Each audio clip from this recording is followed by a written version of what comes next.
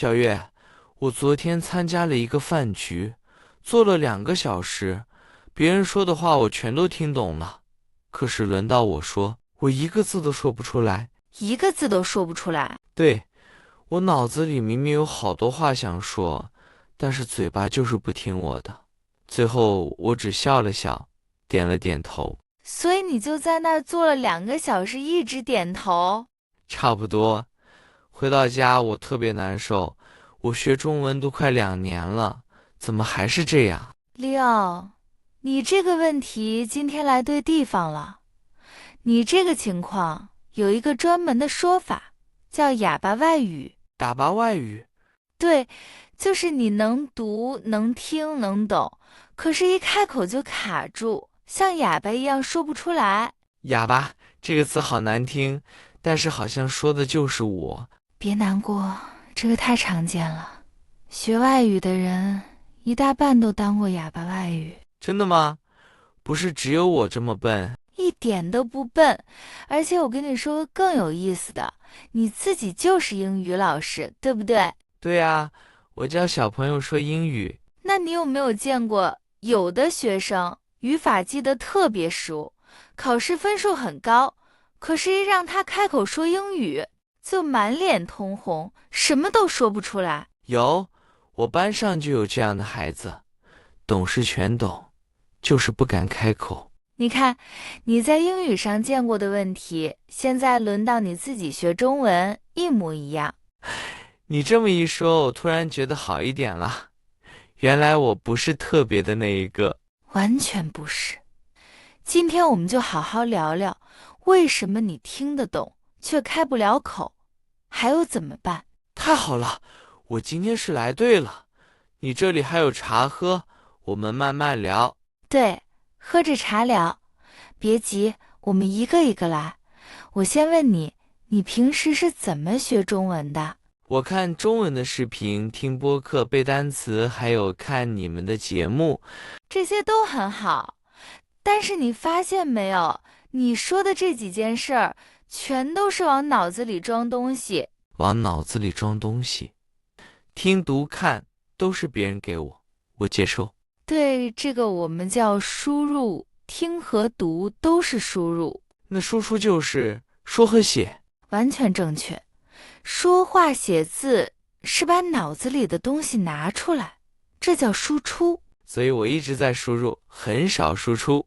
对，你想想，你每天听中文、读中文，可是你一天开口说几句中文？说可能一句都没有。我一个人住，平时上班教英语，回家也没人跟我说中文。这就是问题的关键。输入和输出其实是2个不一样的本事。2个不一样的本事。对，你可以把它想成一个是认识，一个是用出来。你听得懂那个词，是你认识它；你能马上说出来，是你会用它。这中间差得很远。你这么一说，我懂了。就像我认识很多汉字，但是让我写，我一个都写不出来。对，就是这个道理。认识和写出来是2回事，听懂和说出来也是2回事。可是为什么呢？我明明听懂了，为什么说不出来？因为你的脑子一直在练听懂这条路，从来没练过说出来这条路。所以那条说出来的路，我根本没走过。对，那条路上全是草，因为你从来不走，你走的最多的是听那条路，又平又宽。我脑子里那条说话的路，是一条没人走的小路。说得好，今天我们要做的就是开始走那条小路。可是，一想到要开口，我心里就有点怕。你怕什么？你跟我说说。我怕说错，我怕我一开口，别人发现我说的乱七八糟，会笑我。这个怕说错是挡在你嘴巴前面最大的一堵墙。一堵墙，对，就是这种感觉。话到嘴边，被墙挡回去了。我问你，你教英语的时候，学生说错了，你会笑他吗？当然不会，他敢开口，我高兴还来不及呢。说错了，我就帮他改一改。那你为什么觉得别人听你说中文就会笑你。这个，你说的对，我对学生那么宽容，怎么对自己这么严？因为你把说中文当成了考试，觉得说错就是丢分，就是丢脸。对，我心里好像一直有个老师在给我打分。可是真实的聊天不是考试，没有人给你打分，别人只想知道你要说什么。是想知道我要说什么。对啊，你去买东西，你说这个多少钱？就算你说的不完美，老板听懂了，把东西卖给你，这就成了。老板不会管我的语法，对不对？他根本不在乎，他在乎的是你要买什么。沟通成功了，就是成功了。你这句话点醒我了，我一直想说的很完美，结果一句都说不出来。这就是很多人的毛病，想一步到位，想张嘴就说的跟中国人一样。然后因为做不到，就干脆不说了。对，你要记住一句话，说错的中文也比不说强100倍。说错的中文也比不说强100倍。这一句我要记下来。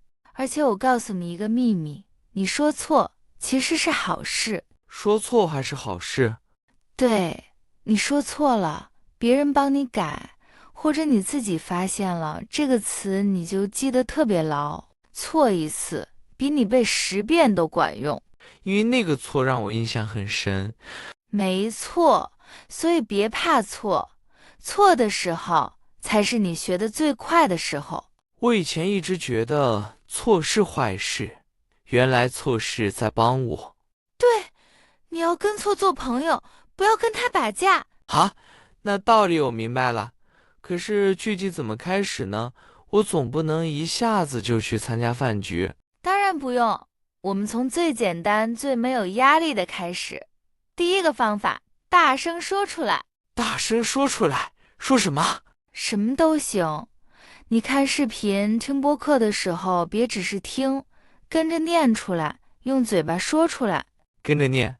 可是我一个人在家，念出来会不会很奇怪？一个人在家，没人听你，怕什么？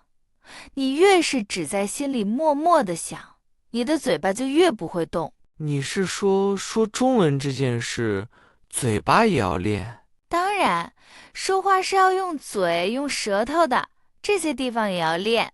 你光在脑子里想，嘴巴一直不动，它当然不听话。我从来没想过，原来嘴巴也要练。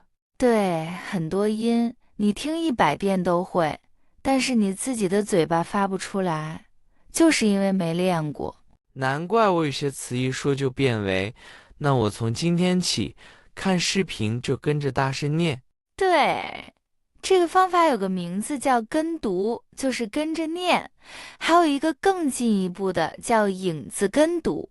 影子跟读，为什么叫影子？因为你像影子一样跟在别人后面，他说一句，你马上跟着说一句，慢半拍，就像影子跟着人走。我听到一句，马上重复一句。对，不用等他说完一整段，他刚说完一小句，你就跟上，这样你的嘴巴就一直在动，一直在练。这个听起来有点难，但是好像很有用。一开始跟不上很正常，你可以先把视频放慢一点，慢慢的你就能跟上了。好，跟读和影子跟读，我记住了。还有别的吗？第二个方法，你肯定想不到，自己跟自己说话，而且要说出声。自己跟自己说话。对，你一个人在家做饭、走路、洗澡，都可以自己跟自己说中文。今天做了什么？看到了什么？说出来。这个我好像听过，用中文想事情，对吧？想是想在心里，我今天说的不一样，要说出声，要动嘴。想在心里，还是输入的边上，说出声才是真正的输出。哦，区别在这里。心里想是一回事，嘴巴说出来又是另一回事。对，你哪怕在家里对着你的猫说中文都行。我没有猫，我可以对着我的咖啡说。可以呀，早上好，咖啡。今今天也要加油。你看，这不就说出来了？好，我明天早上就跟我的咖啡说中文。第3个方法也很重要，找一个能陪你说话的人。可是我身边说中文的人不多。现在办法很多，网上有很多语伴，就是语言伙伴，你教他英语，他陪你说中文，互相帮忙。语伴，这个好，我教英语正好是我的强项。对，你用你会的，换你想要的，而且跟真人说话最能治你的哑巴。为什么跟真人说效果最好？因为真人会回你话，会等你，也会听不懂。你为了让他懂，就必须想办法把话说出来。跟视频不一样，视频不会等我，也不需要我回话。对，不过我知道一上来就跟真人说，你还是会紧张，所以我再教你一个救急的办法。救急的办法？对，你先准备好几句万能句，背得很熟，随时能说。万能句，比如你能再说一遍吗？这个词是什么意思？我中文不太好，请你说慢一点。哦，这几句一说出来，别人就知道怎么配合我了。对，这几句就像你的救生圈，你一紧张一卡住，就先说这几句，给自己争取一点时间。救生圈，这个比喻好，有了它，我掉水里也不怕了。而且你会发现，你一说我中文不太好，请说慢一点，对方不但不笑你，还会对你特别好。因为他知道我在努力学。